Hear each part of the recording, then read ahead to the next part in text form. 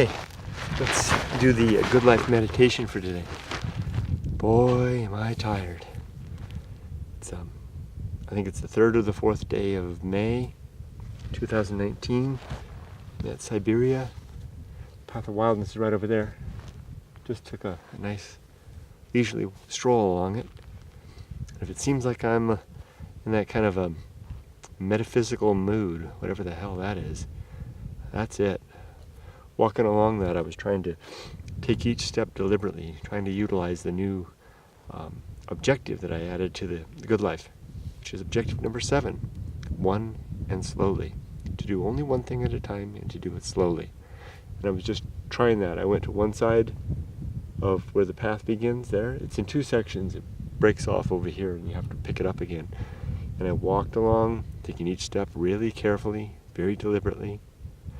When I lost the path, I had to meander through the desert a little bit, feeling my way through. I wasn't sure where the pickup was. I found it. But then I left the path, which, you know, when you're on the path of wildness, that's part of the thing. To not necessarily follow the path. And I wandered through the town dump over there. Realized that these people ate a lot of sardines, and a lot of other canned foods, condensed milk, and a lot of Pop-Tops. So here we go. The Good Life meditation. I just wrote an entire book. It's a short book, but I wrote 11,000 words under the bridge just now, from morning until just now. So my brain is twisted and reamed, but I'll feel good tomorrow. And it'll feel good. It'll take me. I bet it'll take me a year to get through the editing. Now, I've learned my lesson from writing going alone. Don't let it go too soon. Edit, edit, edit, edit. I'm sure these 11,000 words will grow into 20,000 or more, and I think it'll be a good book. It's a message that I want to share, but I'm going to save all the details until it's ready. Okay, the Good Life meditation. This is something I do every day to remind myself of my objectives and my principles to help me keep in line with these things as I move through the day. I do this in my head, typically when I'm on my motorcycle on the way to work, reciting these things, giving myself little anecdotes. Sometimes when I'm in a hurry, I just read them out. Sometimes I do it visually, I say it aloud and I kind of picture each thing. And then sometimes I do it like I'm doing now, and I'll go into more detail. Maybe not 3 hours worth like the last time I was out there, but just enough. So objectives, there are 7 of them now. The first objective is the objective to always be ready to die, to have my affairs, both monetary, familial, and art, all in order, so that if I keel over right now, it's not such a big deal. I mean, it is to those who love and care about me, but you know what I mean. Number 2 is to make good and effective use of time, to not waste these precious moments. You know, do I need to say any more? Number 3, the development and maintenance. Oh, there's a train.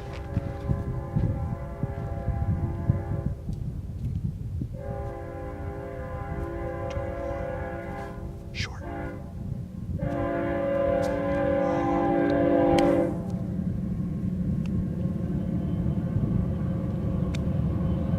I don't know if they see me. I'll wave at them.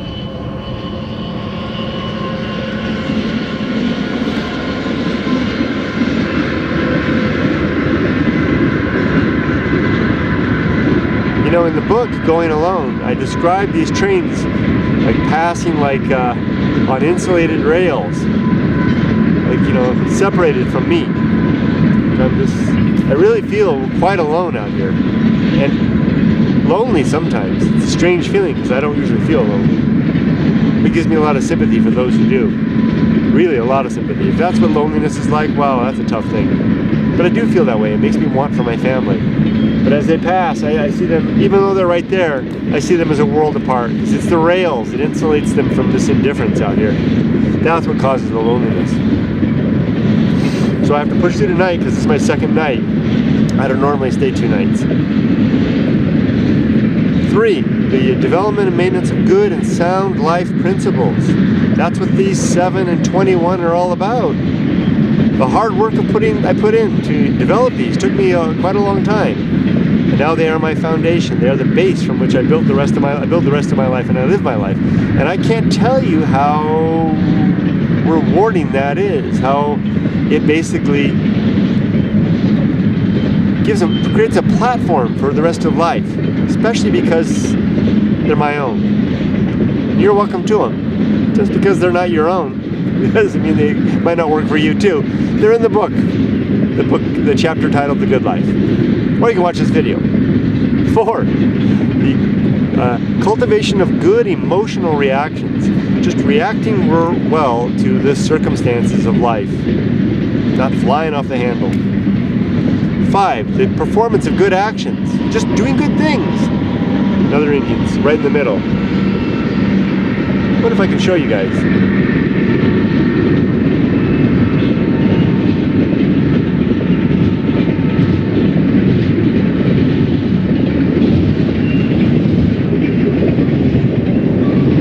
Here's my tent. Here's my bike.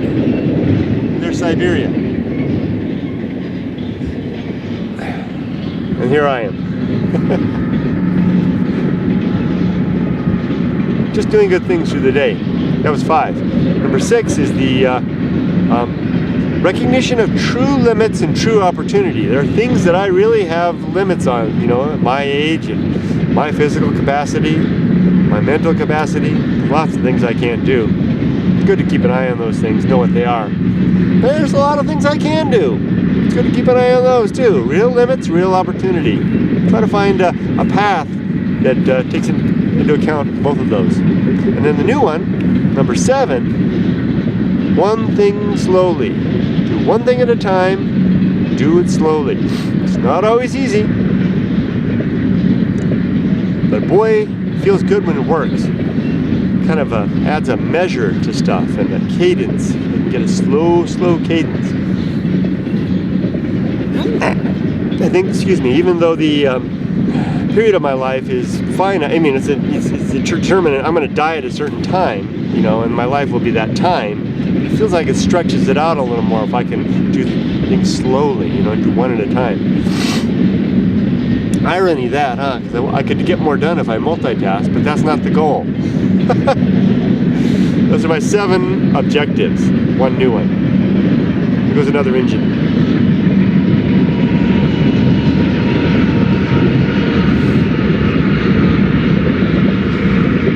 I don't think there's anybody in that engine.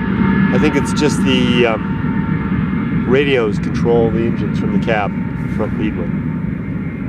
Okay, now let's go into my 21 principles.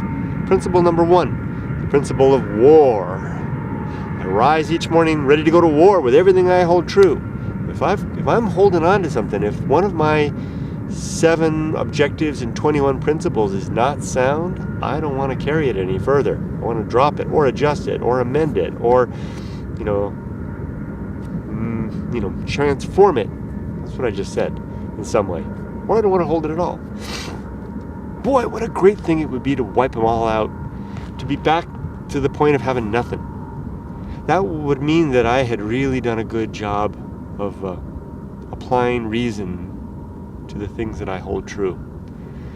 And what a worthy thing that would be, even if I end up with nothing in the end.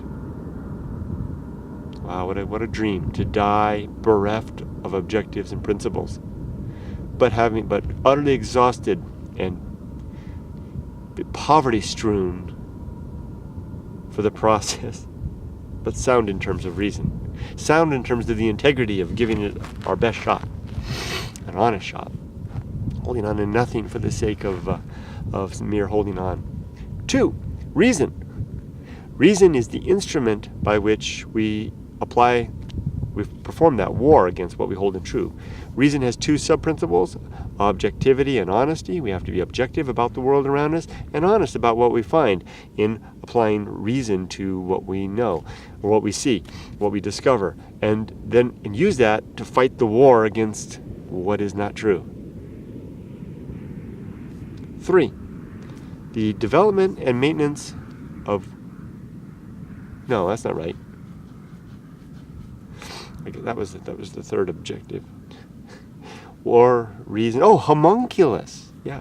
The homunculus is the little imaginary dude or dudette that lives in your head, right behind your eyeballs, kind of controlling the lever, steering the wheel, all that stuff. And guess what? They're trapped. It's not a real person. It's just an imaginary... I call it a mortal, an imaginary mortal living back there. And it's trapped. And when you die and your corpse starts to cool and your blood starts to congeal, it can't get out. It's stuck. And guess what? It's going it's going to die with us. That little homunculus. And there's nothing we can do about that. Some people like to tell themselves that there's an escape hatch. And they can escape out and go to heaven. I think that's a story. The homunculus, of course, is not real. There's no little dude or mortal in there. It's just our brain. It's just our consciousness. I'm just using the concept of the homunculus as a convenient alternative to the soul. Most importantly, the idea that it's trapped and will die with us, that we will not survive our death. There is no evidence of immortality, no real reason to believe in heaven or hell or an afterlife of any sort. Just gotta live with that fact, unless someone can show otherwise. Next is the home of good and evil. Good and evil are basically opinions, subjective opinions at their core, that become objective when we agree upon things. We can have a subjective opinion that it's good not to add battery acid to the drinking water, and it's objective when we find you and I agree on ways in which we can prevent battery acid getting in the water. So indeed it is subjective. Good and evil aren't floating around. There's no good engraved on this stone right here, no evil on the back side and good on the front side. It's just our ideas. And the homunculus is in control. He's got a little library up there full of that stuff. Excuse me. Next, number 5 is the purpose. What are we here for? I think that my purpose is, I think your purpose too, is to get our genes into the next generation, to make children. And, we don't need to do that because we got plenty of us, right? But that's the innate biological drive to make more of ourselves. So I did that, and I'm not criticizing you if you didn't. That's fine if you didn't. Like I said, we're not running out of us. But so I needed another purpose because my daughter's almost grown. So I've just decided my purpose is the pursuit of well-being, whereas well-being is defined as the improvement, the objective subjective in the course of it, improvement of the state of things, improved happiness maybe, decreased suffering. There's a lot of ways you could describe it. Well-being is a little bit of a touchy-feely word, but I think with a little discussion we can agree things like improved education, improved relations between the races and the genders, better improved medicine, better quality food, increased better practices for cultivation for agriculture. All kinds of stuff. The list can go on and on and on. Things that just make the world a better place. Better animal husbandry, veganism. Who knows? All these things. So my purpose is to understand those better and to pursue those better, in addition to keep making sure my daughter's good. Pardon me again. Number 6, the atomic principle. Oh, I get to do my thing. Everything is made of... There's some sand over here. Bits and pieces. Dust in the wind. All we are is dust after all. Made of atoms. Made of molecules. And though you and I will die, our constituent pieces will degrade and be reused again in various ways. And here maybe just dissipated out into energy into space if they burn us up in a cremation fire. That's the atomic principle. Just a reminder that ashes to ashes, dust to dust, as they say. Number 7, the principle of nature. Everything has some particular nature. There's a nature to the desert, to be hot and dry and foreboding and forbidding and intense and big and lonesome. Well, it's not lonesome in its own right, but it's lonesome. It evokes that feeling. These are the principles. These are the nature of the desert. It's the nature of people like me to want to come to the desert and alone and experience it and have it twist our brain a little bit and come out with, write books and do all kinds of stuff like that. get the idea. Everything has some particular nature, and it's good to assess the nature of things so that we're not surprised when they do things. Like, what a silly thing it would be for me to be surprised that the desert was hot in the summertime and that I could come close to dying, or likewise cold in the winter, or dry, or anything like that. Likewise, wouldn't it be surprising if I expected my wife to behave other than 32 years of living with her has helped me to understand what her nature is. Instead, it's better that I recognize what her nature is and live according to that. Things have natures too, of course, like the desert I just said. Next is number 8, is the principle of maturity. There are two sub-principles, wisdom and fortitude.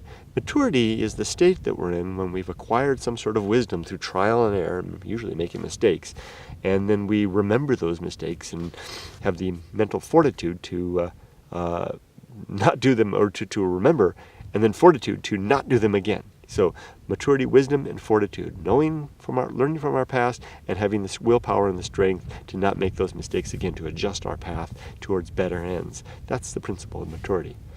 Getting close to a new one. The next one is the principle of the social principle. The social principle. Social principle simply states that we are social animals. You and I need one another to survive. We need more of us. Find someone to hug. Find someone to spend your time with. Even if you're not very social like me, find somebody if you can. There's people out there. I think you can find a way. I think you can. I think it's possible. Give it a try. It's a worthwhile thing. I really think so.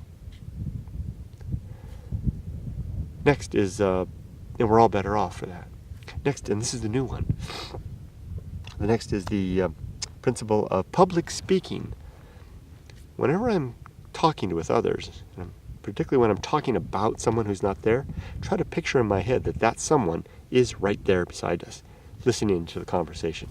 This simple idea is going to keep me from gossiping.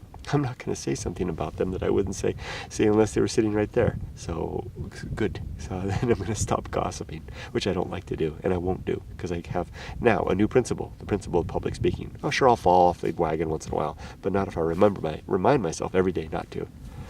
Excuse me. Next is the principle of the feast of offal. Offal, of course, is the waste and byproduct of the butcher's art. Guts, fingernails, hair, all that kind of stuff that they grind up into sausage. Maybe not the hair, maybe not the fingernails, or maybe. But I like to think of the feast of offal as being the waste and byproduct of our undisciplined, unprincipled living, where we're not controlling ourselves or attempting to. We fly off the handle. Gosh darn it, gosh dang it. Why isn't the world going the way I want? Hey, all you suck, and I'm sick and tired, and I got a problem with all of you.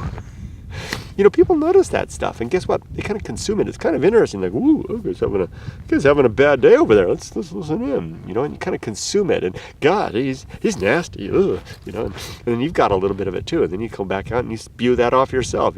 Gosh darn it. There's that guy out there. He made me all upset. You probably don't think about it that way, but we consume the feast, and then we end up spewing it back out onto others. It just cascades out. The feast of offal. Imagine a big banquet of all of us consuming one another's waste and byproducts. Gross. I try not to engage in that feast. I try not to, first of all, spew my own out, and I try not to consume what others are putting out. The feast of offal. Number 11. Number 12, used to be 11, is temperance. And there are 3 sub-principles: suffering, simplicity, and apathy. Temperance is the controlled consumption of anything: food, drink, sex, work, play, whatever. If we can control our consumption, we will be better off in all ways, physically, mentally, I guess financially, although that never happens to me, because maybe I'm not tempered enough. And suffering is a component, because we suffer when we deny ourselves what we want. I need to do a little more suffering. Simplicity, because simplicity, if we live a simple life, we're living a temperate life. And apathy, because apathy is the recognition of what is not within our control, and we do not let that affect us or control us. We are indifferent to what is not within our control. If a great big dust storm came up right now and swooped the camera over and blew my tent away and my keys went flying off, that's a bad thing, but I can apply apathy to that. It's beyond my control. I really, literally didn't have a way to handle that or prepare for that. And if conceivably, I can control my reactions. That's a very temperate way of doing things. Here comes another train. The sun's about to go down too.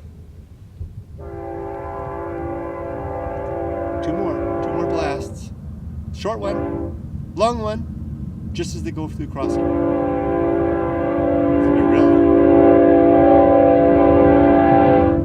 Because he started that last blast real late.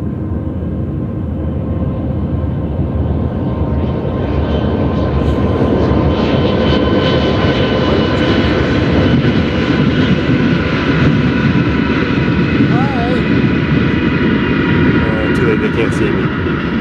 Look at that.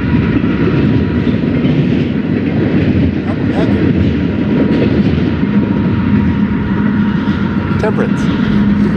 Next is agency and the great indifference. You and I are agents. This is all the great indifference out here. All this stuff behind me. There's indifference in this rock. There's indifference in this atmosphere. There's indifference in the desert. There's indifference everywhere. The universe doesn't give a damn if I live or die. The universe doesn't seem to care. And that's all right. Because we have each other and we can care. That's why, again, find somebody. If you do your best, try to find somebody. It's really worthwhile. And if you've got somebody, cherish them. Find a way. Agency and the great indifference. Come to a place like this if you want to experience the great indifference, but go alone. Don't bring anybody with you. Don't follow my footsteps. Find your own Siberia. Find your own desert. Find your own waste and wilderness. And go alone. Next is the best seat in the house. I want to be right here. Do not want to be anyone else, be anywhere else, or be doing anything else, but be okay with where I am, who I am, and what I am. Right here, right now, what I'm doing. Doesn't mean I can't try to improve, but I'm okay with where I am, who I am, and what I'm doing. It's a kind of a balance. Tricky thing. That's the best seat in the house. This is the best seat, and it's a pretty good dang seat. Look at that sunset. It's going to be going down soon, but I won't make it to the video end. Then I got to make my dinner. Best seat in the house. Next is the path of wildness. It's right over there. It's a real thing. I'd take and show you if the camera wouldn't turn off. It's kind of tricky. The path of wildness. Path of wildness is the way to get unstuck in life, to realize that you're in a jam, that you can't quite move forward, you're not sure what to do, to assess your situation, to give yourself some time. I'm going to give myself 2 weeks or a month or 3 months to think about this, assess the facts, and then I'm going to make a decision. And when that time comes, if you can make a decision, make the decision. If you can't make a decision, give yourself a little more time. Do that within reason, a little more time, a little more time. Eventually you're going to say, you know what, it's time to make a decision. If I still don't have enough facts, then go a little bit with your gut. And off you go. Recognize that your gut may be a bad decision. You might walk off a cliff. That's a reality. But oftentimes just the fact of making a choice and moving forward is its own reward. Even if you walk off a cliff, it ain't that bad a thing. Hurt something. That was the path of wildness. Next is the risk of avoiding risk. 2 levels of risk in life, not 4. 2, the surface level risk and the deep level risk. The surface level risks are things like money, companionship, education, job, things like that. And, go everywhere because your mom says, get a good job, find someone to marry, all that kind of stuff. That's good advice. But there's also the deep level risk. The deep level risks are if you want to do stuff like this, and you're not doing it, then watch out. I think you get the idea, right? You live long enough to have a pretty diverse life.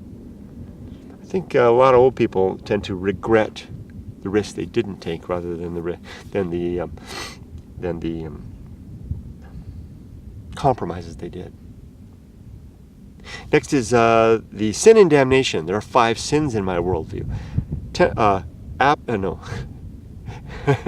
Falsity, credulity, faith, superstition, and dogma, and they're all basically the same things. Just basically believe in things that probably aren't true. Faith is the interesting one because it masks itself as a virtue. It isn't a virtue. Faith is just the excuse that we give ourselves so we can believe things that we wouldn't otherwise believe. Watch out for these things, because the consequence of indulging in any of these sins is damnation. Not forever, but for in the here and now, where you get to believe something that's not true for some part of your life, maybe all of it. Oh, what a shame. Next, almost scared. I think the sun's going down. I might make it. That was sin and damnation. Next is complete oblivion. When we're dead, I don't think there's any reunion with the ones we love. There's no reconciliation with anyone that we finished life on bad terms. And there's no final justice. There's no great arbiter in the sky to dish out, off to hell, off to heaven, whatever the heck may be. It's just over, right? So now's the time to seek reunion with those we've lost connection with, reconcile with them, whoever, and also seek justice in ways, don't take it into your hands in the ways that you can. Oh, sun's almost down. Next is the great life adventure. That's doing stuff like this. I love it. I love my little adventures. It's only 2 days, every 2 weeks. Usually it's just 1 day. I just took an extra day off, so I get 2 days. And it makes all the difference. It makes a big difference, but it takes a lot of courage. That's why I've got that little sticker that says, always go to the desert, to remind me, always go to the desert, because I get scared and I turn around sometimes. Not much anymore, though. Ever since writing the book, I pretty much stopped turning around. Maybe eating my own dog food. Next, oh, there goes the sun. Bye-bye.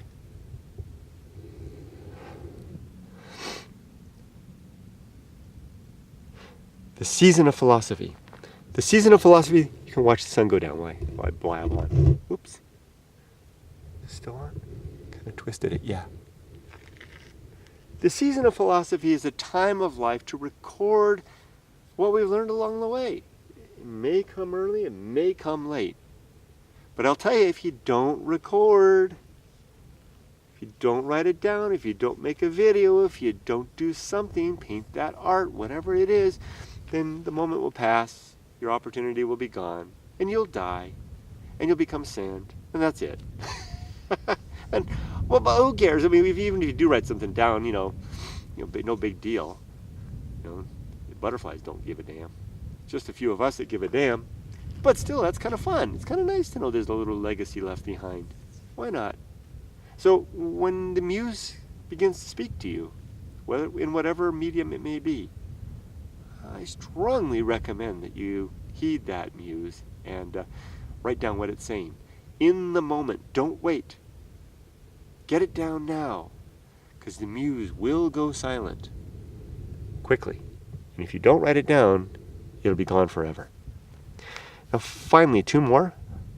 The arena and utility. This life is an arena for the execution of our objectives and principles, which dangle like tools on a utility belt. We can whip out a little apathy, pull up a little temperance, grab a little great life adventure, maybe a little recognition that we are just, in the end, sand and dust. These things, along the way, help us to live well, live better. Finally, there's the last one that I added. What was it? It's a new one. I already did it. That was the one, and slowly. So I'm done. Thank you for enjoying. I enjoyed my time with you. Thank you for indulging a little time with me. I appreciate it. I kept it under 30 minutes. Look at that. Now it's time for me to make my dinner. I think I'm going to have lentils tonight. And then I'm going to sit here in the dark, on the ground. Hopefully no spiders will bite me like last summer. And then I'll go to bed. And then I'll wake up in the morning. It'll be a new day. And I'll remember that this is the day that I get to live. Not the next day. Maybe not even all the way to the end of the day. I'm going to do one of 2 things. I'm going to call my mom up. I'm going to ask my mom if I can come see her. If she says yes, then I'll move the bike. I'll start the bike up and I'll load it up and I'll go that away. And go have lunch with my mom. If she says no, which she sometimes does, then I'll go that way. And I'll go around the horn. I'll go back to my family. In either case, I'll make it a good day.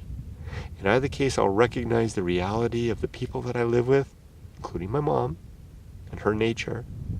And I'll live in accordance with that. It will be the best seat in the house in either case, whether I go that way or that way. And I hope I go that way. I would like to see my mom. And I hope she'll say yes. But that is actually outside of my control. And that's where apathy comes in. I can't control what my mom is going to say, although my experience is that if I give her short notice, she'll usually say yes. It's when I give her a lot of advance notice that it usually winds up as a no.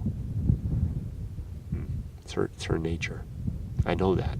That's why I wait. That's why I ambush her. That's why I ask at the last minute. And I hope that you'll say yes. But I'll be okay either way. And I hope that you will be okay either way, whatever way your life takes. For now, I'm going to race over there and whip up my dinner before it's too dark, because it's going to be real dark. New moon. No full moon, no moon tonight. Take care, everybody. Make it a good life. And remember, be safe, but not too safe. Take care.